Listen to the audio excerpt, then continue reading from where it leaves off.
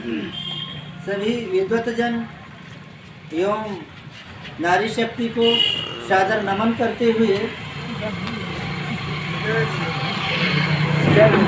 मैं आप लोगों के समक्ष अपने विचार प्रस्तुत कर रहे हैं। साथियों, राम जैसे महान व्यक्तित्व और अपने देश में जन्मे बहुजन समाज के बहुत से सारे महापुरुष जिन्होंने विषम परिस्थितियों में समाज को जगाने का, आगे बढ़ाने का काम किया है, तो उस पर कहना है मेरा कि वो पथ क्या, पथिक कुशलता क्या, वो पथ क्या, पथिक कुशलता क्या, जिस पथ पर बिखरे शूल न हो, उस नाविक की धैर्य परीक्षा क्या, जब हार आए। इतनी अच्छी रोड बनी है, इस पर आप आबाद गति से चौपहिया वाहन, दो पहिया वाहन, तीन पहिया वाहन, 25, 40, 30 पहिया वाहन भी आबाद गति से लेकर जा सकते हैं। यदि रास्ता सही है तो आप आंख बंद करके भी कुछ दूर तक जा सकते हैं, चल सकते हैं। लेकिन इसमें आपकी महानता नहीं है, इसमें कोई बहुत बड़ी महानता नहीं है। आप जो चल रहे हैं, इस पर रास्ते को तय कर रहे हैं, आप पथिक हैं, तो इसमें कोई बड़ी कुशलता नहीं है। अभी कुशलता तो तब आप में आती जाती और देखी जाती है जब राह कांटों से भरा हो, ऊबड़ खाबड़ हो, विभिन्न प्रकार के अवरोध हो। उन सब अवरोधों को कांटे से बचते हुए किसी भी प्रकार से और उस रास्ते पर जाते हुए अपनी मंजिल को प्राप्त करें। ऐसे इन लोगों ने, महापुरुषों ने, जो अपने देश के बहुजन महापुरुष ने देश को बढ़ाने का काम किया है। अभी मैंने कुछ समय पहले पढ़ा कि सर छोटू राम सर जी के पास इतने पैसे नहीं थे कि वो अपने स्कूल की फीस भर पाते थे। साहूकार इनके पिता को जो पैसे देते थे, उस पैसे के बदले में 2 गुना 4 गुना पैसे भी लेते थे। और एक समय ऐसा आया कि ये बाप दोनों, पिता पुत्र दोनों लोग साहूकार के पास गए और कहा हमारे बच्चे को आगे पढ़ने के लिए कुछ धन दे दिया जाए। साहूकार ने इतना बेइज्जत किया, इतना बेइज्जत किया, पैसा तो दिया नहीं और उसके साथ में बेइज्जत किया और उस बेइज्जती का भूत पीकर वापस चले गए। लेकिन इन्होंने धैर्य नहीं खोया, अपने रास्ते से विचलित नहीं हुए, विषम से विषम परिस्थितियों में आगे बढ़ते रहे और पढ़ते रहे। और यदि ना पढ़ते, ना बढ़ते, तो आज हम सर छोटू राम की फोटो लगा करके उनको नमन बंदन अभिनंदन ना करेंगे। लोग कहते हैं कि सूरज निकलने पर सवेरा होता है, कतई गलत है। आपके जाग जाने पर सवेरा होता है, कतई गलत है। सूरज के निकलने पर भी सवेरा नहीं हो सकता है, आपके जाग जाने पर भी सवेरा नहीं हो सकता है। सूरज भी निकल आया, आप जाग भी गए, लेकिन जब तक आपकी आंखें नहीं खुली सवेरा नहीं हुआ है।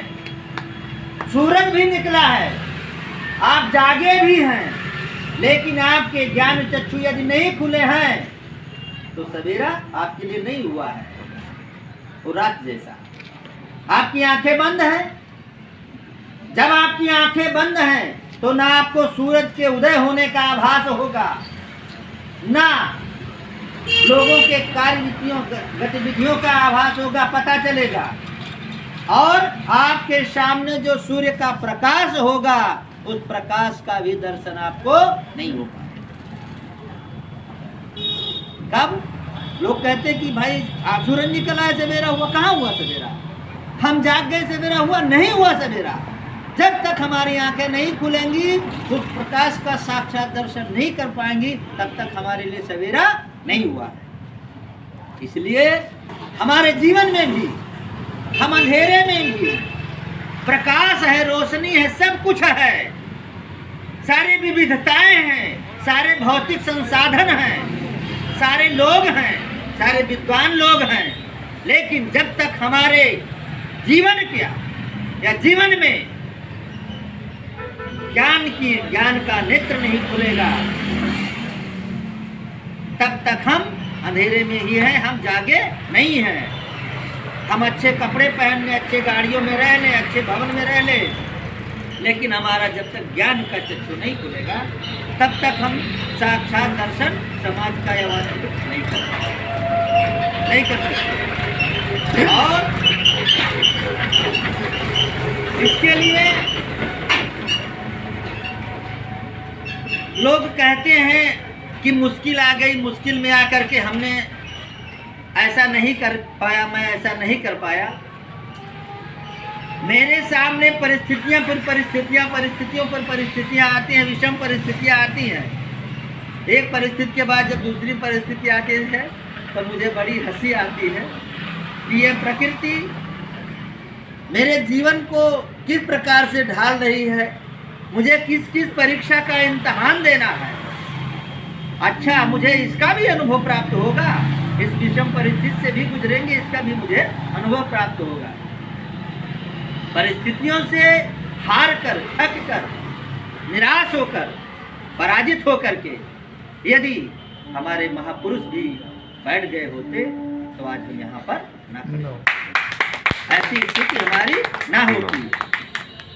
तो जो मुश्किलें होती हैं, मुश्किलें दिल के इरादे आजमाती हैं, मुश्किलें दिल के इरादे आजमाती हैं, सपने का पर्दा निगाहों से हटाती हैं। मुश्किलें दिल के इरादे आजमाती हैं, सपने का पर्दा निगाहों से हटाती हैं। हौसले मत हार गिर कर वो मुसाफिर ठोकरे इंसान को चलना सिखाती, ठोकरे इंसान को चलना सिखाती। और हम थोड़ा सा प्रयास करके हार जाते हैं, टूट जाते हैं, नर्वस हो जाते हैं कि हमने सब कुछ कर लिया। गलत है, कतई गलत है।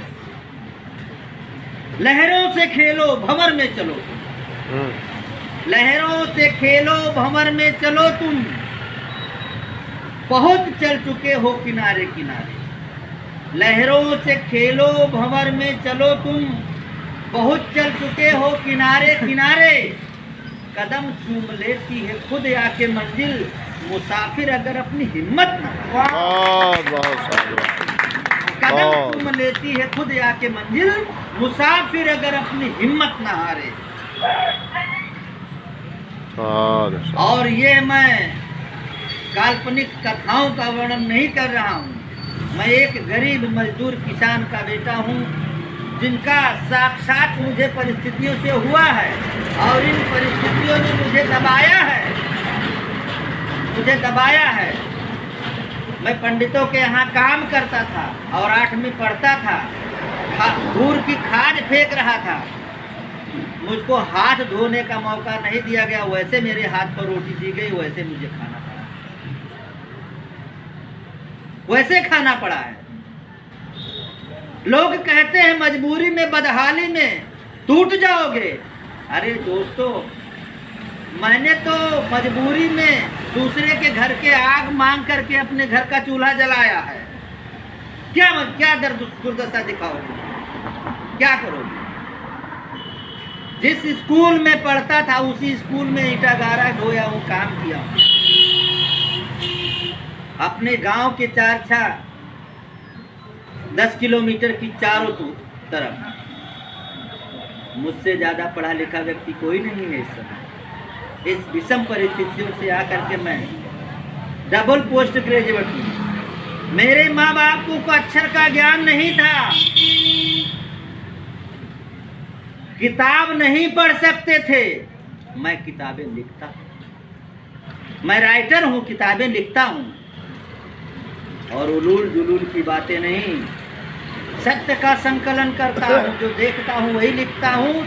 उसमें आप ये नहीं कह सकते हैं कि भास्कर जी एक शब्द आपने गलत जोड़ दिया है, ये यथार्थ धरा नहीं उतरता, नहीं कह सकते हैं। यदि मुझे भी ये मजबूरी, ये गरीबी, ये लाचारी, ये निराशा तोड़ देती तो हम पढ़ पाते। यदि हम पढ़ ना पाते तो बढ़ ना पाते, और बढ़ ना पाते तो यहाँ तक पहुँच ना पाते,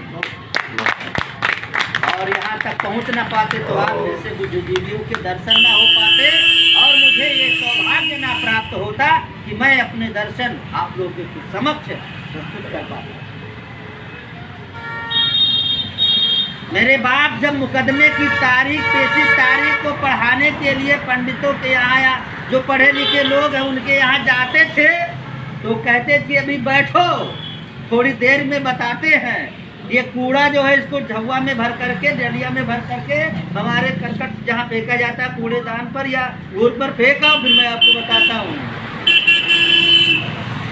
अभी मैंने सुबह गोबर बुआया था नौकर से, लेकिन ये भैंस ने फिर गोबर कर दिया, थोड़ा इसको फेंक कर आओ, फिर मैं आपको बताता हूँ कि आपके इस पर्ची में कौन सी तारीख लिखी है। उस दिन को मैंने देखा है जब मैंने पहली पर्ची अपने पिताजी ने कहा कि मैं पढ़ाने जा रहा हूँ। हमने कहा लाइए पिताजी, मैं देखता हूँ पढ़ पाता हूँ। शायद मैं 2 या 3 में था, तो उन्होंने कहा कि तुम नहीं जान पाओगे। हमने कहा नहीं, देखिए लाइए। तो 3 में शायद में था, और पर्ची का दिन और तारीख दोनों पढ़कर बताया। हमने कहा पिताजी ये सही है। हमारे पिताजी को बहुत प्रसन्नता हुई, लेकिन प्रसन्नता तो बहुत हुई, लेकिन विश्वास नहीं हुआ कि क्या मेरा बच्चा भी ऐसा कर सकता है। मेरे लाख कहने पर उन्होंने नहीं माना, और जाकर के फिर किसी पढ़े लिखे व्यक्ति को दिखाया। जो उसने लिखा था, मैंने बताया था, वही उस व्यक्ति ने भी बताया। तो हमारे पिताजी आकर के मुझे गले से लगा दिए और कहा बेटा जो तुमने बताया था वही उन्होंने भी बताया, वही चीज इसमें लिखा है। हमने कहा बेटा, हमने कहा पापा जो पिताजी मैं तो सही बता रहा था। कह रहा है कि बेटा ये आज की बात नहीं है, जब से ये दुनिया बनी है, तब से हमारे परिवार का कोई व्यक्ति एक पेशी तारीख नहीं पढ़ पाया था। ये पेशी तारीख नहीं पढ़ पाया था। आप मेरे इस दुनिया बनी है जब से पैदा हुए पूर्वजों में से पहले बच्चे हो, जो इस पेशी तारीख को पढ़ करके बताया, इसलिए मैं आपके ऊपर विश्वास नहीं कर पा रहा था। जाओ बेटा, मेरा आशीर्वाद है, तुम जीवन में खूब पढ़ोगे और खूब बढ़ोगे, और मेरे नाम से नहीं, हम आपके नाम से कोई दिन जाने जाएंगे। ये मेरा आशीर्वाद है। बहुत अच्छा, बहुत है, बातें भी बहुत हैं, सारी चीज़ें हैं, लेकिन अब समय अभाव के कारण मैं अपनी गाड़ी को विराम देना चाहता हूँ। मुझे मौका ही नहीं मिला, नहीं तो अभी हम बहुत कुछ कह सुना सकते थे। मुझे मौका ही नहीं मिला, नहीं तो अभी हम बहुत कुछ कह सुना सकते थे। हमारे आंखों के आंसू आपके आंखों से निकल सकते थे, लेकिन आप तो ठहरे रहे यूं ही झील के पानी के तरह, यदि दरिया बनते तो कहीं दूर निकल सकते थे। बहुत सुंदर बहुत सुंदर। साथ माननीय आदिश्याम भास्कर जी को बहुत बहुत साधुवाद।